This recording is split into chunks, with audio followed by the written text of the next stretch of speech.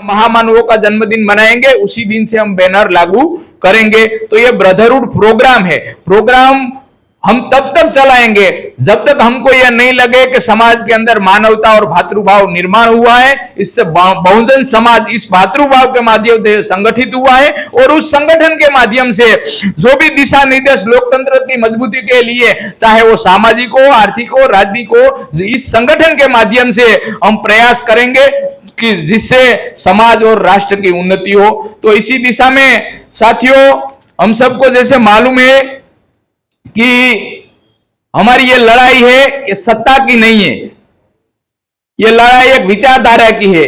और बाबा साहब आंबेडकर और राष्ट्रपिता ज्योतिबा फुले का जो उद्देश्य है, उनकी जो विचारधारा का उद्देश्य है, वो है समाज कल्याण और राष्ट्र निर्माण, और इंग्लिश में प्रीएम्बल बोलते हैं।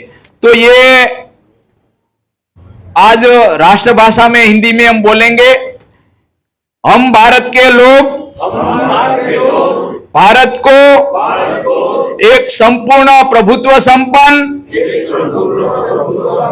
समाजवादी, पंथ निरपेक्ष, लोकतंत्रात्मक गणराज्य बनाने के लिए तथा उसके समस्त नागरिकों को सामाजिक, आर्थिक और राजनीतिक न्याय, विचार, अभिव्यक्ति, विश्वास, धर्म और उपासना की स्वतंत्रता, प्रतिष्ठा और अवसर की समता प्राप्त कराने के लिए तथा उन सब में व्यक्ति की गरिमा और राष्ट्र की एकता, अखंडता सुनिश्चित करने वाली बंधुता बढ़ाने के लिए दृढ़ संकल्प होकर अपनी संविधान सभा में आज 26 नवंबर 1949 को एतद द्वारा इस संविधान को अंगीकृत, अधिनियमित और आत्मार्पित करते हैं। जय संविधान, जय भारत। आगे बढ़ाएंगे। तो साथियों, जैसे मैंने बोला कि हमारा ये जो नेशनल ब्रदरहुड प्रोग्राम है, तो ये एक सोच से निर्माण हुआ। मानिए, और हमारे महामानव बाबा साहब आंबेडकर ने प्रीएम्बल में ही ब्रदरहुड शब्द डाला है, क्योंकि दूसरी कोई चीजें है, समता, समानता, बंधुता, उसके लिए आप कानून बना सकते हो कि भाई किसी के साथ कोई भेदभाव करे तो आप उसको पनिशमेंट कर सकते हो। तो इसलिए कानून से आप समानता लाने की कोशिश कर सकते हो। स्वतंत्रता के लिए नियम और कानून बना सकते हैं कि यहाँ स्वतंत्रता है, यहाँ नहीं है, यहाँ बोलना है, यहाँ नहीं बोलना है, तो ये कानून से लाई जा सकती है। लेकिन जो बंधुता है, बंधुत्व है, जो भातृभाव है, जो ब्रदरहुड है, वो कोई दुनिया के कोई कानून नहीं ला सकता।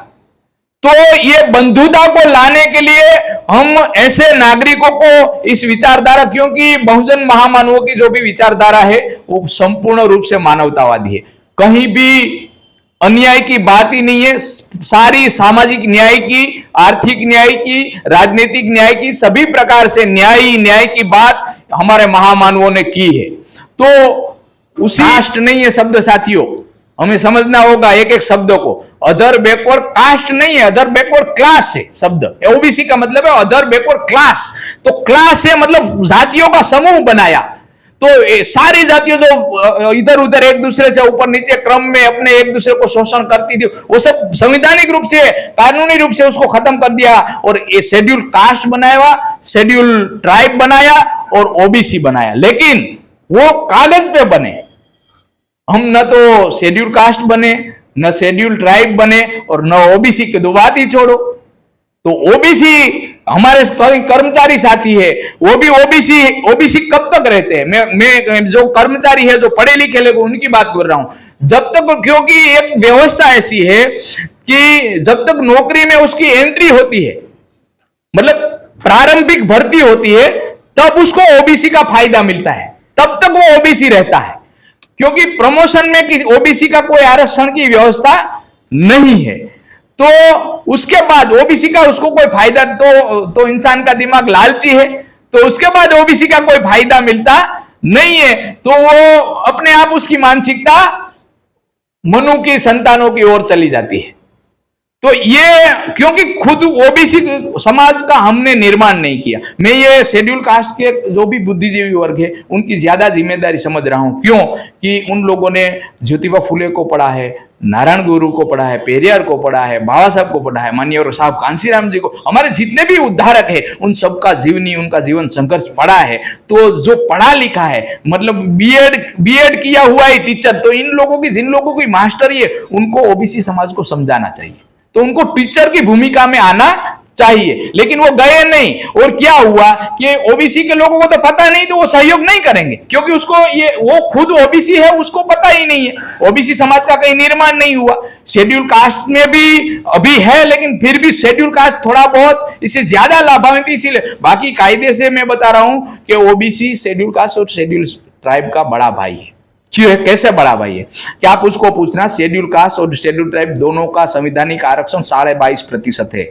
15% शेड्यूल कास्ट का है, 7.5% शेड्यूल ट्राइब का है।